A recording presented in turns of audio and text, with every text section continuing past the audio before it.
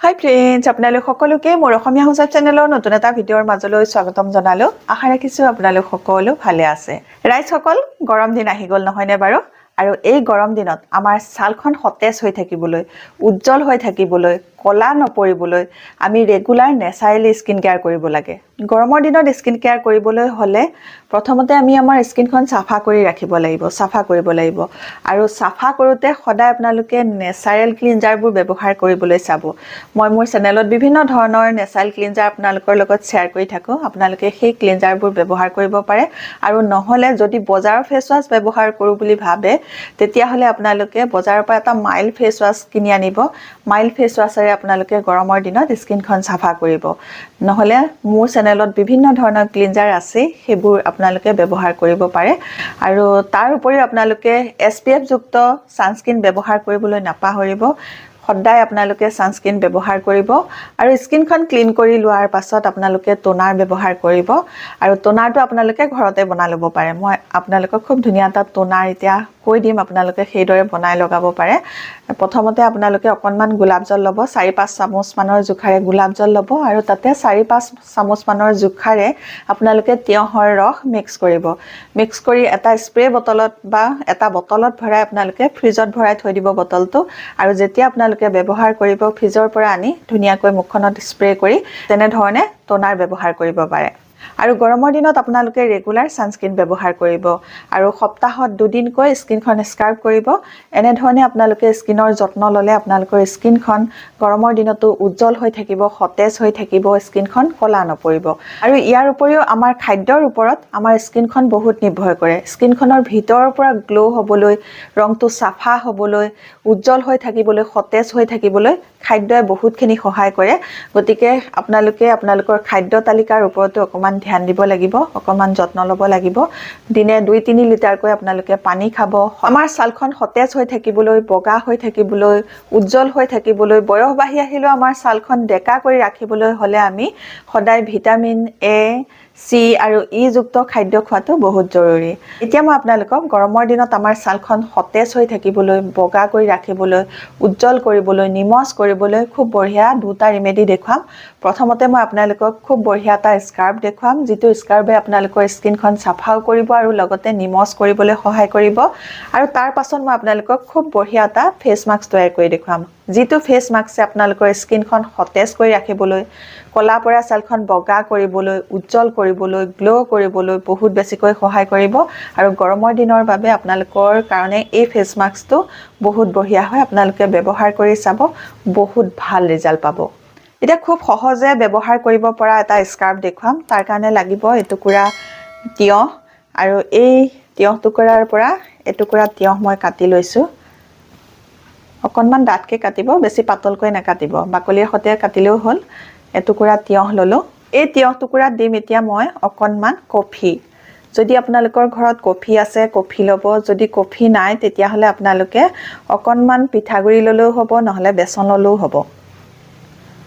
অকণমান কফি দিছোঁ, আধা চামুচৰ জোখাৰে কফি দি ল'লোঁ। এতিয়া কফিৰ লগত মিক্স কৰিম অকণমান পিচি লোৱা চেনি। অকণমান এয়া কফিৰ লগতে চেনি দি ল'ম। কফি আৰু চেনি এয়া দি ল'লোঁ। দি লৈ অকণমান 2টা বস্তু ইয়াতে মিক্স কৰি লৈছোঁ। কফি আৰু চেনি দি ল'লোঁ। আৰু ব্যৱহাৰ কৰাৰ আগতে প্ৰথমতে এখন ভিজা ৰুমালেৰে মুখখন ভালকৈ মচি ল'ম। মচি লোৱাৰ পাছত এইটো ব্যৱহাৰ কৰিম। প্ৰথমতে মুখত এনেকৈ লগাই লাহে লাহে আপোনালোকে স্কিনখন মাছাজ কৰিব। এনেধৰণে আপোনালোকে স্কাৰ্ব কৰি চাবচোন। স্কিনখনত খুব ধুনীয়া এটা ঠাণ্ডাও অনুভৱ হ'ব। আৰু লগতে আমাৰ স্কিনত লাগি থকা যিবোৰ লেতেৰা, ধূলি, বালি, প্ৰদূষণ, সেইবোৰতো চাফা হ'বই। লগতে স্কিনত লাগি থকা যিবোৰ মৃত ছাল বা ডেড স্কিন চেল, সেইবোৰো খুব ধুনীয়াকৈ চাফা হৈ যাব। আৰু সেইবোৰ চাফা হোৱাৰ পাছত আপোনালোকৰ স্কিনখন খুব ধুনীয়াকৈ নিমজ হৈ যাব। এতিয়া এনেধৰণে আপোনালোকে 2 পৰা 3 মিনিট ধুনীয়াকৈ স্কিনখন মাছাজ কৰি থাকিব। 2-3 মিনিট মাছাজ কৰি লোৱাৰ পাছত এই ভিজা ৰুমালখনেৰে মুখখন আকৌ এবাৰ মুচি ল'ম। স্কাৰ্ব কৰি মুখখন মচি লোৱাৰ পাছত এতিয়া এটা ফেচ পেক তৈয়াৰ কৰিম। আৰু সেই ফেচ পেকটো তৈয়াৰ কৰিবৰ কাৰণে লাগিব প্ৰথমে অকণমান পিঠাগুড়ি। পিঠাগুড়ি ল'ম 1 চামুচৰ জোখাৰে। এচামুচৰ জোখাৰে পিঠাগুড়ি ললোঁ এতিয়া এই পিঠাগুড়িৰ লগত মিক্স কৰিম অকণমান কস্তুৰী হালধি কস্তুৰী হালধি থাকিলে ল'ব যদি আপোনালোকৰ ঘৰত কস্তুৰী হালধিটো নাথাকে তেতিয়াহ'লে আপোনালোকে পাকঘৰৰ খোৱা হালধি ল'ব পাৰিব কিন্তু খোৱা হালধিৰ পৰিমাণটো আপোনালোকে একদম কমাই ল'ব এই দুটা আঙুলি টিপাত যিমান কণ আহে তাৰো আধাহে ল'ব নহ'লে স্কিনত দাগ ধৰিব কস্তুৰী হালধিৰ ৰংটো খুব কম সেইকাৰণে কস্তুৰী হালধি আপোনালোকে অকণমান বেছিকৈ ল'লেও একো প্ৰব্লেম নহয় আপোনালোকে কস্তুৰী হালধি অকণমান বেছিকৈ ল'ব পাৰিব এতিয়া কস্তুৰী হালধি মই আধা চামুচতকৈ কমাই লৈছোঁ হালধি আৰু পিঠাগুড়িটো মিক্স কৰি ল'লোঁ পিঠাগুড়ি আৰু হালধি মিক্স কৰি লোৱাৰ পাছত এতিয়া আনিছোঁ এয়া নিমপাতৰ গুড়া আৰু নিমপাতৰ গুড়াটো আপোনালোকে ঘৰতে বনাই থৈ দিব পাৰে ভালকৈ নিমপাতকেইটা ধুই শুকুৱাই মিক্সিত গুড়া কৰি এনেকৈ আপোনালোকে এটা চিচাৰ কণ্টেইনাৰত ভৰাই থৈ দিলে যিকোনো ফেচ পেকত আপোনালোকে অকণমান নিমৰ গুড়া যদি মিক্স কৰি পেলাই আপোনালোকৰ স্কিনত ব্যৱহাৰ কৰে তেতিয়াহ'লে আপোনালোকৰ স্কিনৰ পিম্পলৰ সমস্যা একনিৰ সমস্যা খজুলিৰ সমস্যা ঘামুচিৰ সমস্যা সকলো সমস্যা দূৰ কৰিবলৈ সহায় কৰিব আৰু সেইকাৰণে গৰমৰ দিনত আপোনালোকে প্ৰতিটো ফেচ পেকতে নিমপাত ব্যৱহাৰ কৰিব পাৰে এতিয়া মই নিমপাতৰ গুড়া ল'ম আধা চামুচৰ জোখাৰে আধা চামুচৰ জোখাৰে নিমপাতৰ গুড়া ইয়াৰ লগতে মিক্স কৰি লৈছোঁ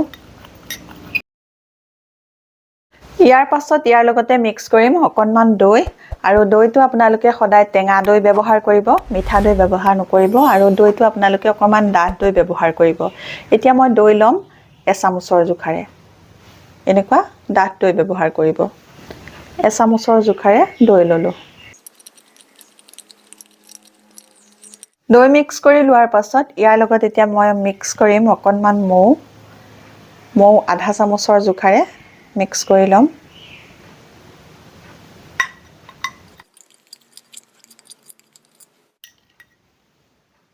একেবাৰে শেষত এতিয়া ইয়াৰ লগত মিক্স কৰিম অকণমান নেমু ৰসে আপোনালোকৰ ছালখন বগা কৰিবলৈ বহুত বেছিকৈ সহায় কৰিব যদি দাগ আছে কলা দাগ পৰিছে সানবাৰ্ণ হৈছে তেতিয়াহ'লে সেই সানবাৰ্ণ বা কলা দাগ দূৰ কৰিবলৈ বহুত বেছিকৈ সহায় কৰিব কাৰণ নেমু ৰসত প্ৰচুৰ পৰিমাণে ভিটামিন চি পোৱা যায় আৰু ভিটামিন চিটোৱে আমাৰ স্কিনৰ কলা দাগ দূৰ কৰিবলৈ বহুত বেছিকৈ সহায় কৰে আৰু কাৰোবাৰ যদি স্কিনত নেমু ৰসটো আপোনালোকৰ নামানে বা চুট নকৰে তেতিয়াহ'লে আপোনালোকে ইয়াৰ ঠাইত অকণমান বিলাহী ৰসো মিক্স কৰি ল'ব পাৰে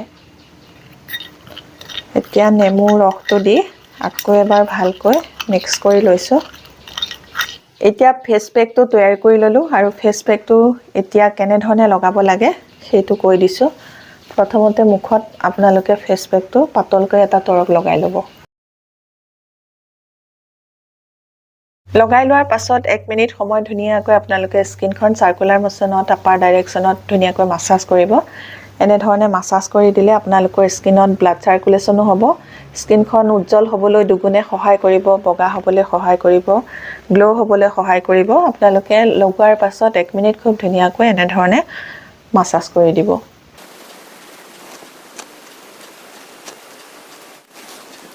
লগাই 1 মিনিট মাসাজ কৰি লোৱাৰ পাছত এতিয়া ডাঠকৈ ইয়াৰ ওপৰতে আকৌ এটা পলেপ লগাই দিব বাকি থকা গোটেইখিনি ফেচ পেক আপোনালোকে আকৌ এটা তৰপ ইয়াৰ ওপৰতে লগাই দিব এনেকৈ ডাঠকৈ লগাই দিলে ফেচ পেকটো অকণমান বেছি সময়ৰ কাৰণে আপোনালোকৰ স্কিনত লাগি থাকিব সোনকালে শুকাই নাযাব সেইকাৰণে আপোনালোকে 2 নম্বৰ কুটাটো অলপ ডাঠকৈ স্কিনত লগাই দিব 2 নম্বৰ কুটাটো লগাই লোৱাৰ পাছত আপোনালোকে 20 মিনিট ৰাখিব 20 মিনিট পাছত আপোনালোকে ঠাণ্ডা পানীৰে ভালকৈ মুখখন ধুই পেলাব আৰু মুখখন ধোৱাৰ পাছত আপোনালোকে এই মই যেটো টোনাৰ কথা কৈছিলোঁ বনাবলে সেই টোনাৰটো আপোনালোকে বনাই ফ্ৰিজত ভৰাই ৰাখি দিলে আপোনালোকে এই ফেচ পেকটো লগোৱাৰ পাছত ধুনীয়াকৈ মুখখনত স্প্ৰে কৰি সেই টোনাৰটো লগাব পাৰিব গৰমৰ দিনত সেই টোনাৰটোৱে আপোনালোকৰ স্কিনখন ঠাণ্ডা কৰি ৰাখিবলৈ বহুত বেছিকৈ সহায় কৰিব সতেজ কৰি ৰাখিবলৈ সহায় কৰিব আজিৰ এই ভিডিঅ'টোত মই আপোনালোকক গৰমৰ দিনত ছালখন কেনেধৰণে যত্ন ল'ব লাগে সেইখিনি ক'লো লগতে খুব ধুনীয়া এটা স্কাৰ্ফ দেখুৱালো এটা ফেচ পেক দেখুৱালো আপোনালোকে যদি এইখিনি ভাল পাইছে তেতিয়াহ'লে মোৰ ভিডিঅ'টোত এটা লাইক কৰি দিব মোৰ চেনেলটো সাবস্ক্ৰাইব কৰি আপোনালোকৰ ফ্ৰেণ্ডৰ লগতো এই ভিডিঅ'টো শ্বেয়াৰ কৰি দিব নতুন এটা ভিডিঅ' লৈ নতুন বেলেগ টিপছ লৈ আপোনালোকৰ মাজলৈ আকৌ আহি আছো তেতিয়ালৈকে নমস্কাৰ আজিলৈ আহোঁ